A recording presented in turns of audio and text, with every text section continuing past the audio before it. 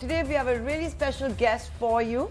It is Shiprocket, which is one of the companies that Zomato recently invested in. It's picked up about an 8% stake. But Shiprocket has today announced the Zomato investment along with checks from a clutch of other biggies, which also incidentally includes the like of Temasek as well as InfoEdge Ventures. You're talking about a total funding size of $185 million. This is the third funding round this calendar year by Shiprocket. Shiprocket is a logistics startup. It's provides logistics services primarily to e-commerce companies. You can say it's also enabling the D2C story here. Co-founder Sahil joining us live right here on the channel. Thanks a lot, Sahil, for your time on your big day. We've already seen the announcement from Zomato. Your press release, of course, confirming that and talking about the other marquee investors that have come to the cap table.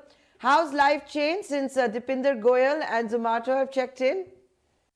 Not much. I think we are keeping our heads down and executing as always. I think it's great to get partners like Deepinder, Zomato, InfoEdge, more capital, Lightrock, Temasek on our side. Just helps us think through the next 10 years of execution. But other than that, I think we're continuing to do what we do best.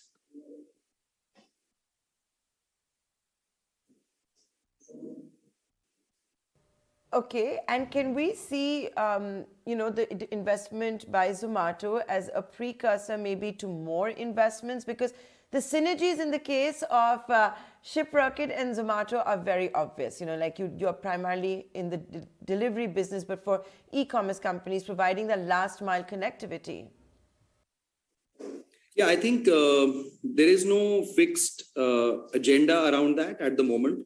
I think we are building this business, as two founders. Zomato is obviously running their business with their ambition, and there is obviously a natural fit for utilizing hyperlocal as a delivery service, as we will do it with everybody else in the market as well. So if you understand Shiprocket's model, we actually are a middleware, right, which plugs into basically every carrier solution out there, whether it's B2B, B2C, hyperlocal, fulfillment, space, anything, right? And that model obviously gets some strength from having a strong partnership with somebody like Zomato. But I think at the moment, we're just building this out, fairly independently.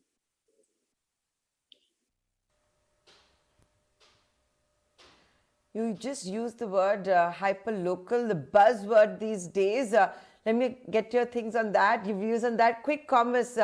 The rush seems to be to provide all of us fresh fruits, vegetables, dairy, stationery, whatever we want in 10 to 20 minutes. Considering you're a partner for most e-commerce companies and they're pivoting for that, what does it mean for Shiprocket? Are you going to get into quick commerce? See, I think in many ways, we already have been the flag bearers for quick commerce for the last couple of years. When we introduced our fulfillment center offering about 18 months ago, the view was to be able to build an Amazon Prime-like experience for merchants who are selling directly outside on their own websites. And we did that by launching a series of fulfillment centers closer to where the consumers are. And that business is scaling really well. Today, almost 70 to 80% of our volume through those centers is getting delivered in 2 days. Now, as we start looking at, the consumer expectation, that is increasingly going to become that of same day, at least in our segment. And very soon, it's going to be in a few hours, right? So while I know the grocery market behaves slightly differently, that trend will have a rub-off effect on offline brands as well as digital-first brands who will want to provide the best consumer experience, if not better than the marketplaces when people buy D2C with them. So definitely something that we are going big guns into in the coming year. We've already seen the proof of the pudding in some ways with our current fulfillment center offering. And for us, it's just a big extension of what we've already built into really kind of taking it to the next level.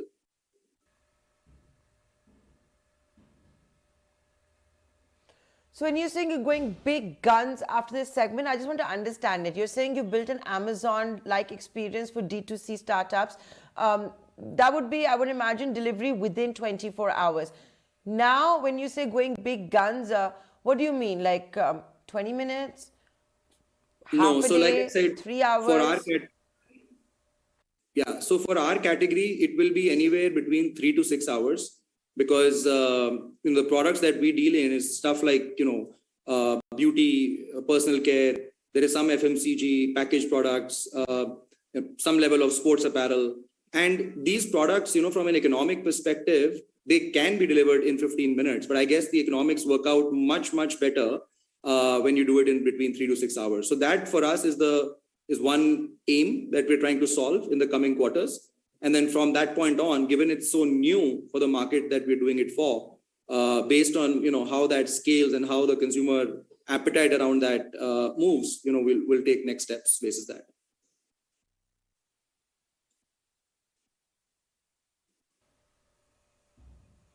Have you already started this, the 3 to 6 hour delivery timeline? What's been the feedback that you've gotten? And I'm going to play devil's advocate here. If I can go on Dunzo, or I can go on Grofers, which is also backed by Zomato, or I can go on Swiggy, Instamart, and get my whatever I want in less than half an hour, why will anyone use Shiprocket? So we are not selling, I think it's important to understand whose products we are powering, right? So our customer base ends up being offline brands, online first brands, and we've got 10,000 of those brands, and a bunch of D2C startups, who are sort of very early in their journey. We power pan-India shipping for these customers today. So these are brands that don't sell offline necessarily. And these are brands you probably can't buy on Amazon that easily either. So we today already power their pan-India shipping to the tune of more than 200,000 transactions a day. What we're seeing now is that for the same audience, as the more commoditized products start getting into the quick commerce segment, for our segment of the market, we want to try and enable faster delivery for these products as well. So I guess what you can buy on a Grofers or on a Instamart or through a Dunzo is just a completely different product line, right? So we don't actually get into any grocery or FMCG at all. Like that's not really our category lineup. Ours is more of unique brands that are getting formed, right? The entire D2C story that's getting built. And when people want to sell directly to their consumer, that's where we come in. So we're a fast delivery as a service provider, as opposed to being, a marketplace of sorts, which the other folks are. So there's a slight difference in how we operate.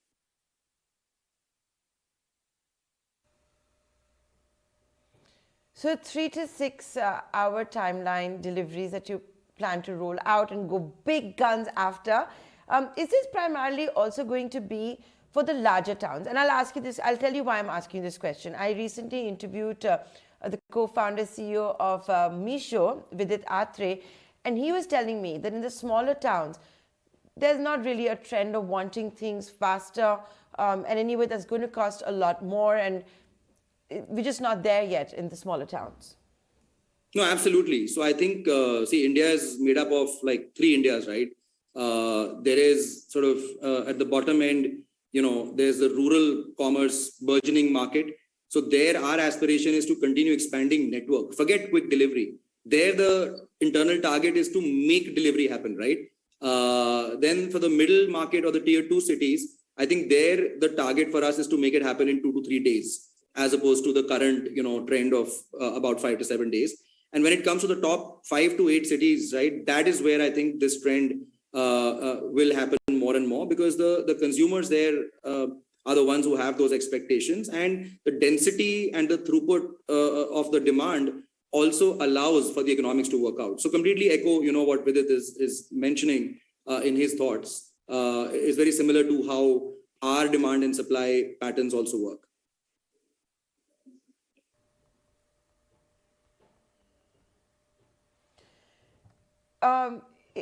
This category, how is it picking up? What kind of a market share do you command? There's a Shiprocket, you have a Picker, you have a Pidge, there's a VFast also. And of course, you've anyway got the big boys from before, right? A DHL and a FedEx. Yeah, I think so. The way to look at the market is, as I said earlier, there are millions of sellers who are selling online, right? And these can be ranging from people transacting for 10 to 20 orders a month that they capture on Instagram or WhatsApp, to tens of thousands of brands or retailers who are running their websites on various shopping cart platforms. I think if you talk about sort of core logistics companies, they're great at building the underlying supply chain infrastructure, but they are not the software infrastructure, right? Which people like us are. And that allows us to sort of pull in a bunch of these folks into us, even though we may be using some of the big boys to actually do the ground shipping, right? So there is a bit of apples to oranges with some of those guys. And from a market share perspective, we know there's tremendous headroom. This is like a $100 billion GMV market by 2025, as a lot of reports suggest. We already power about $2 billion of GMV through our network, right? Today, this market is probably about maybe like 50 billion or so, in my opinion. So if you triangulate the math, it'll work out to some number, but really that's not how, we don't really track it today because there's so much headroom available. That is, it's just an immense opportunity ahead of us.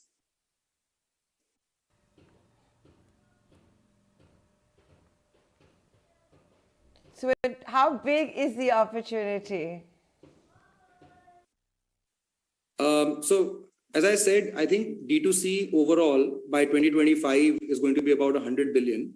And my guess is that today it's probably about 50 billion, 40 billion, something like that, right? Already. And this includes some of the larger outfits that fit into D2C as well.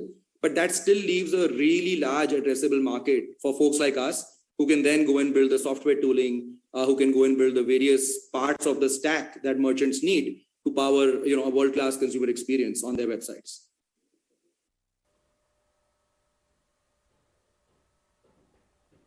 $100 billion opportunity is what you're going after. Therefore, it's also, I'm guessing a many winner-take-all market, and the point that you were trying to get at. But something else I want to ask you, Sahil, and I've asked you this, but I'm going to just try and phrase it slightly differently. I can understand what Zomato sees in a Shiprocket, because I think it's become very clear that Zomato is not just going to do food, it's going to build on its existing network and, just add more and more revenue. What does Shiprocket get with Zomato? See, I think for us, as I said earlier, getting access to a deep logistics player, especially who's got expertise in doing local deliveries, quick deliveries, getting access to that pattern and getting access to that founding team, right, who can help us really think through the next 10, 20 years of execution. For us, literally, those are 2 or 3 things that matter today. As an aggregator, obviously, we go and integrate into every service out there, whether it's a hyperlocal service or a national service, and everyone works on our platform.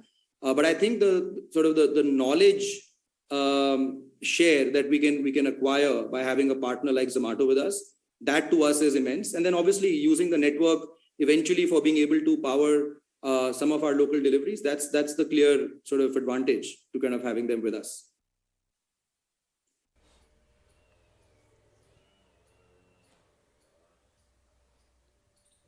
And having Deepinder Goyal at the cap table on the board, what does that mean? Not much. I've been talking to him anyway for some time. He's been mentoring us offline, and I don't see any change really in that relationship. So it's great to have that sort of help, around for someone who's been able to sort of, trailblaze his way. It's great to have him around to help us as well.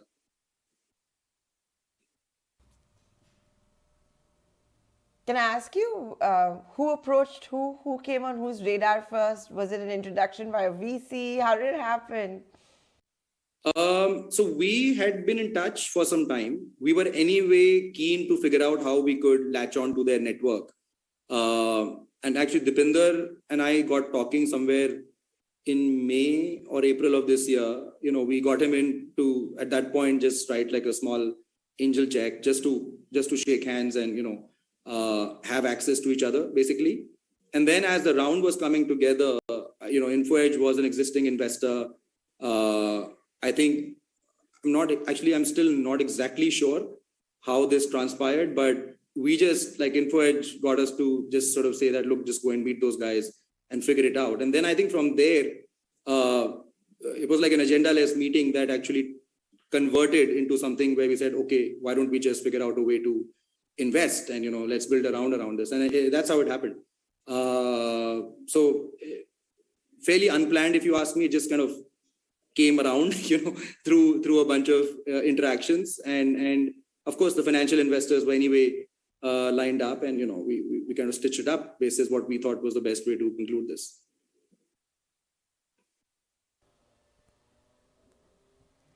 You got InfoEdge behind you. We all know how Mr. Sanjeev Bikhchandani and Mr. Hitesh Oberoi of InfoEdge really get the markets. We can see what's happened with the Zomato and the Policy Bazaar IPOs. You got delivery IPO coming up early 2022. What are your ambitions? Definitely on that trajectory, right? I often tell people that even if we don't actually conclude an IPO, we still need to be IPO ready, right? Because I think that brings in a bunch of discipline, brings in a bunch of governance, helps us think like a long-term company. And that's been always our ambition, to build something that, just sort of exists for 100 years. Is IPO an ambition? It is, right? Is it something that we've chalked out exactly when? Not really, because we're a profitable company, right? We don't have any liquidity pressure from anybody. All of our investors are super long term. So it's just about timing and figuring out the opportunity that will come along with it. And other than that, staying private and being able to execute for the long term is a blessing, right? So I think we'll sort of keep those tenets in our mind, and we'll play along.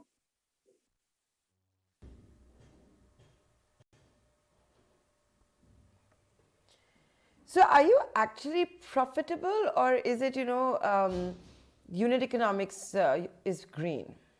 No, we are actually profitable. Our bank balance grows every month, to make it more clear.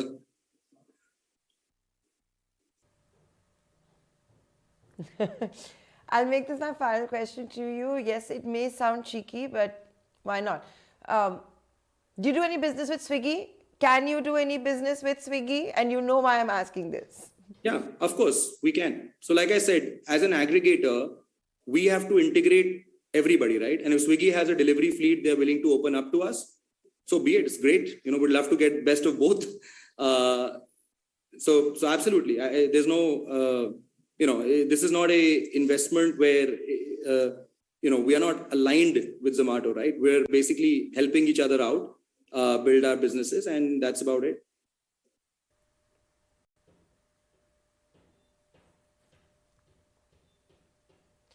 Okay, so let's see how all of this pans out. Thanks a lot for joining in to talk about what's turned out to be a big day for you. 3 fundraisers this calendar year. Shiprocket is on the verge of turning a unicorn.